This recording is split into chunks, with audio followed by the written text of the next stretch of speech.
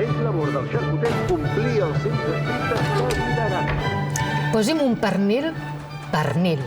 La reincidència pernil expressa l'anhel dels nostres clients per un producte natural sotmès al rigorós escrutini dels més avesats coneixers. A Noel som mestres xarcuters des de 1940 i Delícies és un pernil de matrícula, sense lactosa ni fosfats afegits. Obrin l'entrepà per la tercera llesca. Noel, xarcuteria de tota la vida. Doncs sí, ja tenim aquí amb nosaltres en Valentí Ferràs. Estem molt contents de poder-lo entrevistar perquè ens ha d'explicar moltes coses, moltes d'elles interessants. Endavant, Laura. Què tal, Valentí? Molt bé, encantat d'estar aquí, que m'hagueu convidat. I aquí, amb aquestes dites que heu dit ara, n'hi ha una que Cosmo Caixa es compleix. Sí que hem dit carrers molls, calaixos eixuts, i a Cosmo Caixa us puc assegurar que és al revés. O sigui, quan plou, Cosmo Caixa s'omple de gent, és clar. els dies en què més gent tenim. Les persones que voldrien anar a la platja o anar a la muntanya, Doncs plou. diuen, vinga, Plou cap al tots museu. cap a Cosmo Caixa. Doncs enhorabona, Valentí, perquè acabeu de fer els 40 anys d'ara Cosmo Caixa, abans Museu de la Ciència. Durant aquests 4 dècades senceres heu fet una 70ena d'exposicions. El vostre objectiu sempre ha estat divulgar el coneixement científic, però sempre fent-lo d'una manera divertida. Exacte. O sigui, el que va fer aquell equip de l'any 77, que ja vam començar a pensar, va ser mirar el panorama que hi havia a la nostra societat. Era un moment en què no hi havia vocacions científiques. El coneixement científic en aquell moment estava en estat letàrgic. Convenia que hi hagués divulgació científica, però convenia sobretot un centre que pogués fomentar les vocacions científiques entre els més joves. Els museus d'història natural eren museus passius, que tu observaves, t'explicaven, aprenies molt, però realment tu no participaves. Aquell equip es va inspirar amb l'Exploratorium de San Francisco i el Museu de Toronto, inaugurats a l'any 69, i a l'any 77 comencen a pensar en que a Barcelona es necessita un museu de la ciència, però que sigui un museu de la ciència modern, interactiu, que permeti aprendre fent, emocionant-se, però a la vegada tenint l'oportunitat de veure com la teva intervenció provoca alguna cosa i a partir d'aquí comences a intentar entendre què és i a partir d'aquí fomentar la vocació. També teníem des del primer moment l'objectiu de divulgar la ciència per tot tipus de públic, perquè la societat sigui conscient del que realment significa el coneixement científic tan necessari com hem vist ara en aquests moments amb la pandèmia, no? I són 40 anys, passen molt de pressa, però realment sí, hi ha un assentament en la societat del Cosmo Caixa que realment fa que avui en puguin venir avis que van venir al primer museu amb els seus nets ja. De fet, justament ara ho comentaves, que un dels objectius del Cosmo Caixa és despertar aquest interès per les vocacions científiques, però entre homes i dones encara hi ha una diferència important. Com fem que les nenes s'engresquin per triar carreres científiques? Mira, aquest divendres passat ha sigut el Dia Internacional de la Dona i la Nena a la Ciència i Cosmo Caixa. I tots els caixafòrums de la resta de l'Estat han fet una intervenció en la que hem pogut veure dones científiques que en aquest moment són especialistes i punteres en la seva disciplina i que parlen de ciència, però parlen molt de la seva experiència i com encara avui es troben amb algunes barreres que poden ser atribuïdes al gènere. Nosaltres què fem? Tenim una visita que es diu Elles a la ciència, que la fem tots els dijous, és a dir, tota aquella persona que vulgui conèixer una miqueta el que ha portat la dona en els últims 150 anys a l'avenç de la ciència. A Cosmo Caixa hi ha una visita que esmenta 47 dones clau en l'avenç científic. Què ha passat? Que la societat, durant molts anys, ha invisibilitat aquestes aportacions, però ara és un moment en què realment crec que estem canviant. Fa falta seguir treballant, però des d'Educaixa i des dels programes que fem amb educació ho tenim molt present. I també he de dir que la societat civil està organitzada i que Cosmo Caixa moltes vegades acollim actes d'associacions, entitats, fundacions que promouen el paper de la dona en el món de la ciència.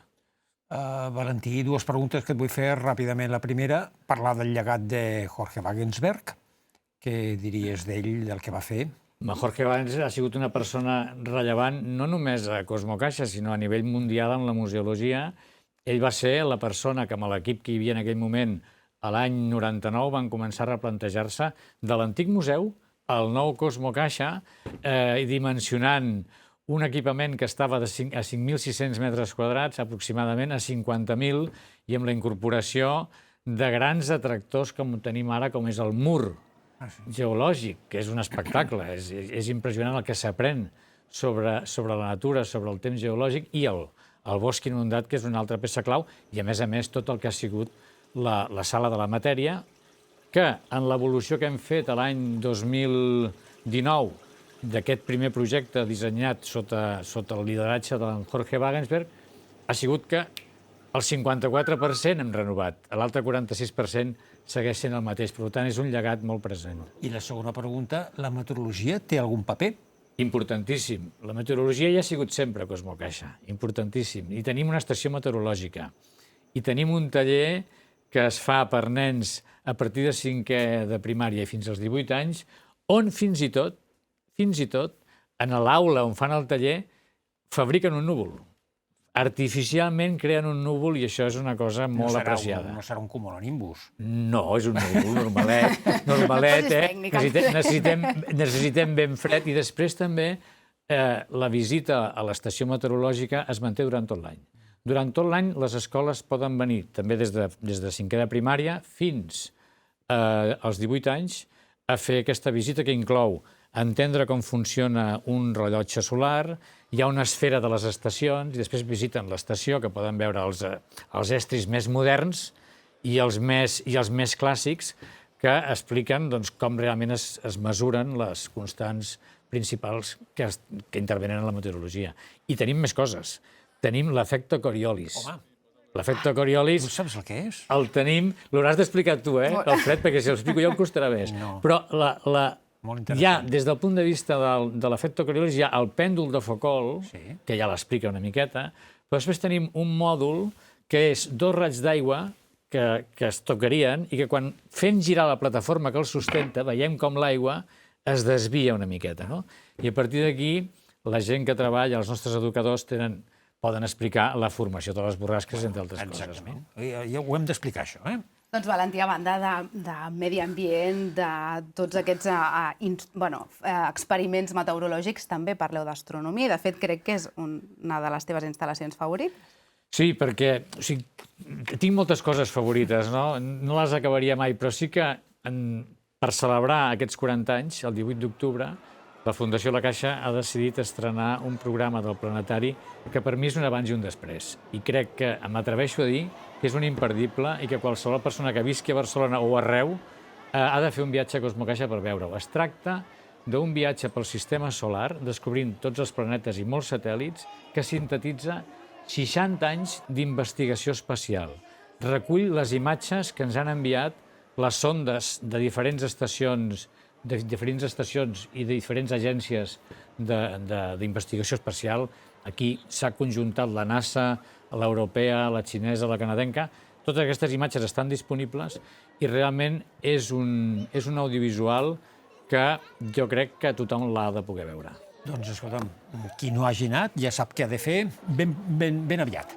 Escolta'm, Valentí, estaríem molta estona, lògicament, parlant amb tu, però hem d'acabar. Abans, però, et volem fer un mini obsequi, un petit detall.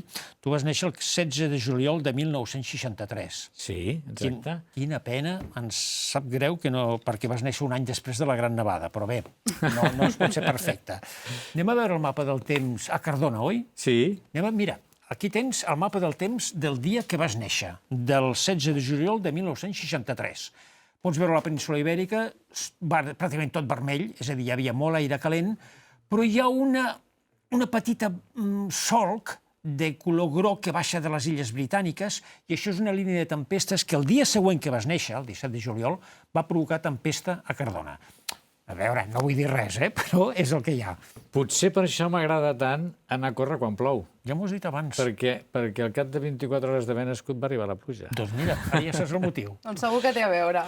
Valentí Ferràs, director del Museu de la Ciència més important del sud d'Europa, gràcies, i us arriba una primavera carregada d'activitats que a qui li interessi, doncs que entri al web del Cosmocaixa.